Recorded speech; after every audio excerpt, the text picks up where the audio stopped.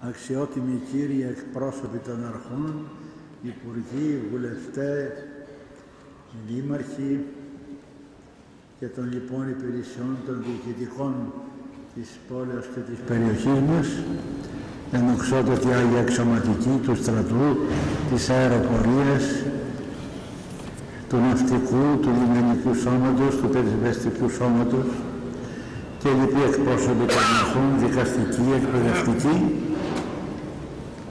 Είναι μια μεγάλη μέρα σήμερα και όπως την παρακολουθήσατε από τις πρωίες, εμείς βέβαια ξεκινήσαμε εγώ το πρωί στις 7:20 την ακολουθία γιατί είναι μακρά και διότι σήμερα την πρώτη Κυριακή των Μυστιών κατά την τάξη της Εκκλησίας τελούμε την Θεία Λειτουργία που είναι γραμμένη από τον Μέγα Βασίλειο, τον Άγιο Βασίλειο, τον Μεγάλο Πατέρα της Εκκλησίας, ο οποίος έχει καταγράψει ορισμένες εκτενείς ευχές, ιδίως κατά τη διάρκεια της αναφοράς, δηλαδή της επικλήσεως του Πνεύματος του Αγίου, για να έχουμε το σώμα και το αίμα του Χριστού ενώπιόν μας και εντός ημών εάν κοινωνήσουμε. Γι' αυτό και εγώ το λόγο, δεν έχω μακρόν λόγο σήμερα, για να μην σας κουράσουμε, και διότι θέλουμε να είναι ημέρες χρήσιμες και ευλογημένες και συγχρόνως να μας οδηγούν σε αυτό το μεγάλο αίτημα που έχουμε και που μας χρειάζεται σε εμάς τους Έλληνες, δηλαδή την ενότητα, την καλή συνεννόηση, την επαφή και την επικοινωνία. Διότι εμείς δύο μεγάλες αξίες έχουμε στη ζωή μας. Την Ορθόδοξη Χριστιανική πίστη και την πατρίδα μας στην Ελλάδα. Σε αυτή λοιπόν την ημέρα θα σας αναγνώσω ένα σύντομο δικό μου κείμενο γραμμένο και που έχει απόλυτα σχέση με τη σημερινή ημέρα της επετείου της υψώσεως των Ιερών Εικόνων από την επί της Βασιλείας Αυτοκράτορος Μιχαήλ και της Βασιλίσσης Θεοδόρας 450-43 και που βέβαια είναι ένα μεγάλο γεγονός μέσα στην ιστορία της Εκκλησίας, το οποίο το ζούμε εμείς με την πραγματικότητα των εικόνων που έχουμε στην εκκλησιαστική μας ζωή. Είναι λοιπόν αλήθεια ότι από την δεκαετία του 1950 και μετά ο ελληνισμός παρουσιάστηκε στην ευρωπαϊκή σκηνή μετά των άλλων προηγμένων κρατών, διεκδικώντας από τη μια πλευρά αναγνώριση για τις θυσίες του κατά τον Δεύτερο Παγκόσμιο Πόλεμο και από την άλλη ενίσχυση και ανάπτυξη σε όλα τα επίπεδα τεχνοοικονομικής παραγωγής και πολιτιστικής δημιουργίας. Μέσα από αυτές τις διαδικασίες άρχισε να διαμορφώνεται μια νέα δημιουργική τάση σε όλα τα επίπεδα, με δυσκολίες μεν, αλλά και με ευίωνα αποτελέσματα. Μετά την πρώτη δεκαετία άρχισε να ανατέλει η επιθυμία και το όνειρο για την ένταξη της Ελλάδος στη λεγόμενη τότε ΕΟΚ και στη συνέχεια στην πολυθρύλητη Ευρωπαϊκή Ένωση.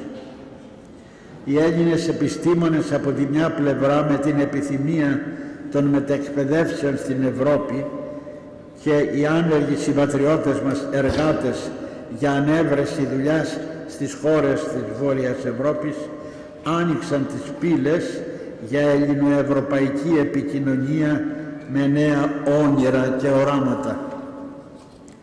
Η νέα αυτή δυναμική του νέου ελληνισμού σκόνταψε και εχμαλωτίστηκε από τα πολιτικά πάθη μας και τις κομματικές διασπάσεις της εθνικής μας ενότητος. Ταυτόχρονα άρχισε να διαμορφώνεται μια έντονη επιθυμία πλουτισμού και εξασφάλιση ποικίλων απολαύσεων που όταν εφαρμόστηκαν οι εξωτερικοί δανεισμοί από την Ευρωπαϊκή Ένωση εχάσαμε την αυτοκυριαρχία μας και εμειώσαμε την αξιοπρέπειά μας. Εδώ θα κάνω μια μονολεκτική αναφορά για τις ευθύνες των πολιτικών ανδρών στην διαμόρφωση αυτής της καταστάσεως και για τις ευθύνες της εκτροπής εκ του δημοκρατικού πολιτεύματος το 1967. Από το 1974 και μετά εμφανίστηκε η κρίση του νέου ελληνισμού με την μανία των ηλιστικών απολαύσεων, την διεκδίκηση πρωτοκαθεδριών, την απόκτηση διαμερισμάτων και αυτοκινήτων και μάλιστα πολυτελών και την εγκατάλειψη της υπαίθρου, οπότε επιδεινώθηκε η κατάστασή μας ως κράτους και κοινωνίας, που μαζί με τις απαιτήσεις επιστροφής των δανεικών από τους Εβραίους εγονατίσαμε. Σημειωτέων ότι οι δυσάρεστες συνέπειες δεν έπληξαν όλους τους Έλληνες. Οι ασθενέστερες τάξεις στενάζουν, ενώ άλλοι πεινούν και άλλοι γλεντούν. Το ερώτημα του ακροατού αυτών των σκέψεων είναι: και η Εκκλησία τι κάνει? Ασφαλώς η Εκκλησία κάνει πολλά, αλλά δεν θα τα επαναλάβω τώρα εδώ, τα έχουμε πει. Η Εκκλησία είναι η αποκάλυψη του Θεού, είναι η φανέρωση του θελήματός Του, είναι η σωτηρία του κόσμου.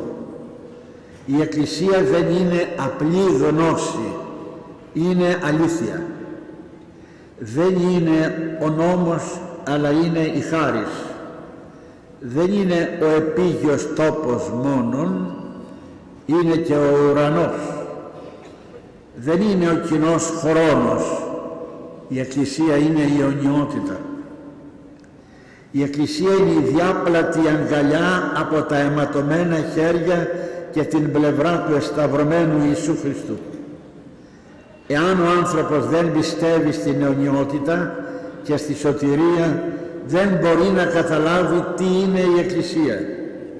Και παρά τα αυτά η Εκκλησία έχει εχθρούς και πολεμείται πάντοτε. Και τώρα πολεμείται. Με τον πλούτο της σοφίας και της σκέψεως των μεγάλων οικουμενικών πατέρων και την άνθηση της ορθοδόξου θεολογικής σκέψεως ευεβεβαιωθήκαμε πιο πολύ ότι η Εκκλησία του Χριστού είναι πρώτα κυβωτός σωτηρίας και μετά ακολουθούν όλα όσα μπορούν να χωρέσουν μέσα σε αυτή. Έτσι ο λόγος μας σωθεί στη θεώρηση αυτού που αποκαλούμε πατρίδα, Ελλάδα, ελληνισμό. Για το παρελθόν αυτής της συζεύξεως της χριστιανικής ορθοδοξίας και του ελληνισμού ή της Εκκλησίας και του έθνους των Ελλήνων έχουν γραφεί χιλιάδες σελίδες. Στις πλήστες από αυτές, και όπου ιδιαίτερα δεν υπάρχει ιδεολογική προκατάληψη ή αλότρια κοσμοθεωριακή τοποθέτηση, γράφεται με έμφαση πως η Ορθοδοξία έδωσε νέα πνοή ζωής στον ελληνισμό, η δε Εκκλησία έσωσε το έθνος μας από το μουσουλμανικό εξανδραποδισμό και την εξαφάνιση. Στους καιρούς μας είναι ανάγκη να απαλλαγούμε από την στήρα παρελθονοντολογία του πολιτικού κομματισμού και να φύγουμε από τις ανεπίκαιρες αντιπαραθέσεις, χαρατώντας ως πολύτιμο εφόδιο την πείρα και τα διδάγματα της αποσαφηνισμένης ιστορικής πραγματικότητος σε συνδυασμό με την θεολογική εκκλησιολογική σκέψη, να εγγύψουμε με σοβαρότητα στον οξύτατο προβληματισμό της εποχής μας που λέγεται νέος ελληνισμός. Θα δώσουμε λόγο στο Θεό και θα χλευαστούμε από τις επόμενες γενιές αν δεν σταθούμε αντάξια εμπρός στη νέα πραγματικότητα, όπως τη συνθέτουν οι κοσμογονικές αλλαγές των συγχρόνων κοινωνιών. Η Ορθοδοξία προσφέρει και σήμερα στον ελληνισμό την διαβεβαίωση ότι θα τον συγκρατήσει όρθιο και ακέραιο μέσα στη θύελλα που σηκώνουν οι διεκδικήσεις και οι αμφισβητήσεις από μέρους των εχθρών του. Και αυτό επειδή η Εκκλησία διαθέτει την ενεργή αυτοσυνείδηση της συμπτώσεως μεταξύ της έμψυχης παρουσίας του ελληνισμού και της έμψυχης υπάρξεως του πληρώματός της. Πιο απλά η Εκκλησία στηρίζει και σήμερα τον ελληνισμό, επειδή ο ίδιος ιστορικός λαός είναι και Εκκλησία και Ελλάδα. Χρέος και αποστολή της Εκκλησίας είναι να βοηθήσει και να σώσει αυτόν τον λαό του Θεού και ο λαός να αντιληφθεί την ευθύνη του, παραμερίζοντας τους ξενόφερτους δογματισμούς που ήδη παραπέουν στη διεθνή κονίστρα των λαών. Όλοι μαζί οι Έλληνες, για να σωθούμε με την ενότητά μας και την αυτογνωσία μας, όλοι μαζί πρέπει να είμεθα. Καλές είναι οι συνεργασίες και οι συμφωνίες με τους μεγάλους όταν δεν καταλήγουν σε υποδούλωση και υποταγή. Έχουμε ήδη εμπειρία. Συνέχεια προς αυτές τις σκέψεις μου τις απλές που σας παρέθεσα σήμερα, πάω και μέσα στην καρδιά της επικαιρότητος και του φρονήματος που πάει να υπάρξει μέσα στον ελληνικό λαό. Είπαν μερικοί και το άκουσα, μετά τα γεγονότα της Ουκρανίας, της Συρίας, της Αιγύπτου, της Βενεζουέλας, έρχεται η σειρά μας. Δεν υπάρχει χειρότερη σκέψη από αυτή. Δεν υπάρχει πιο επέσχυντο αίσθημα από αυτό. Δουλικά δηλαδή, ότι και εμείς θα πάθουμε τα ίδια και θα υποστούμε τους ίδιους μερισμούς και τις ίδιες διαιρέσεις για να χαθούμε ή για να μας αρπάξουν τμήματα της γης μας. Εάν είμαστε μία γροθιά όλοι, δεν μπορεί κανείς να μας πειράξει, δεν μπορεί κανείς να μας νικήσει. Δεν είναι πρώτα τα εκατομμύρια που παίρνουμε δανεικά για να επιστρέψουμε τις οφειλές μας. Δεν είναι πρώτα η καλοπέραση. Δεν είναι πρώτα η διασφάλιση των εσόδων και των χρημάτων. Είναι και αυτά ως απαραίτητα για τη ζωή. Τα οικονομικά, τα χρηματικά, τα υλικά πράγματα. Αλλά αν λείψει η πίστη και αν λείψει η πατρίδα, τότε είμαστε παντελώς χαμένοι και ορφανοί. Γι' αυτό πρέπει να έχουμε φρόνημα ενότητος, δυνατό, ισχυρό, ενωτικό. Και θα σας πω και μια τελευταία μου προσωπική εμπειρία. Ήμουν νέος Μητροπολίτης όταν βρισκόταν στο ζενήθη προσπάθεια για την ένταξη στην Ευρωπαϊκή Ένωση. Με εντολή της Ιεράς Συνόδου έγραψα ένα κείμενο για το τι γίνεται με την Εκκλησία τώρα και με το λαό μας που πάμε για την Ένωση με την Ευρώπη. Υπουργός Εξωτερικών, ο μακαριστός αξιόλογος και μετά τα Πρωθυπουργός Γεώργιος Ράλης, ήταν Υπουργός Εξωτερικών, Πρωθυπουργός ο Καραμανλής. Δημοσιεύθηκε το κείμενο αυτό που εξέθεσα στην Σύνοδο και με κάλεσε και πήγα στο γραφείο του. Μου είπε τις απόψεις του πολύ ωραία και μου είπε αυτό που το λέω και πρέπει να το έχουμε υπόψη μας. Αυτά να τα έχουμε υπόψη μας. Σεβασμιότατε, έχετε δίκιο σε μερικά από αυτά που λέτε. Αλλά τι θέλετε να κάνουμε? Έχουμε μέσα στο Αιγαίο 7.000 νησιά, μικρά και μεγάλα. Πώς θα τα υπερασπιστούμε? Και εγώ είπα στο γραπτό μου κείμενο, έχει δίκιο να πάμε με την Ευρωπαϊκή Ένωση. Αλλά περπατώντας και αγκομαχώντας, όταν θα φτάσουμε στην Ευρωπαϊκή Ένωση και θα είμαστε μέλη της, να προσέξουμε να μην έχουμε ήδη πεθάνει. Τίποτα άλλο.